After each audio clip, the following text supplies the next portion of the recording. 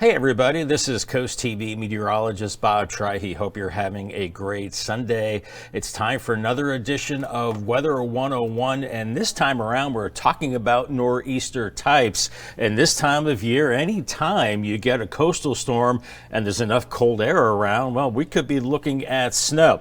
Now, we're looking at two types of nor'easters, and we've got a Miller A and a Miller B. Now, a Miller A typically develops in the Gulf or along the southeast coast along an old front, and then that storm moves up the coast and it rapidly intensifies, and it really depends on the track. Now, if it tracks closer to the coast, you won't see snow along the coast. You'll see that snow back through the Carolinas into the northeast with very heavy snow there.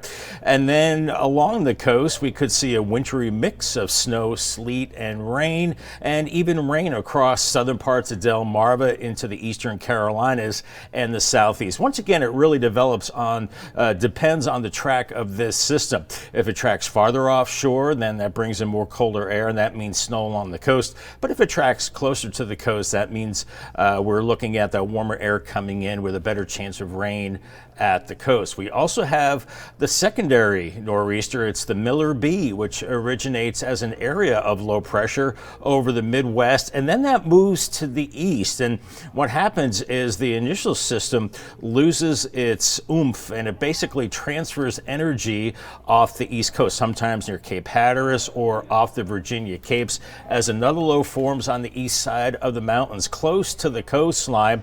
And then the warmer Gulf Stream waters help it intensify as it turns northward. Once again, if it tracks closer to the coast, it usually brings in more warm air, some rain along the coast with a wintry mix inland, then heavy snow across New England and back into the mountains of West Virginia and into the Midwest as well. But if it does track a little more offshore, then that brings in the colder air, and then that usually means that we're looking at more in the way of snow along the coast. So we'll have to see how things shake out this winter season, whether we see a nor'easter or where they track close to the coast or off the coast as well. Hope you enjoyed this edition of Weather 101. I'm Coast TV meteorologist Bob Trihy.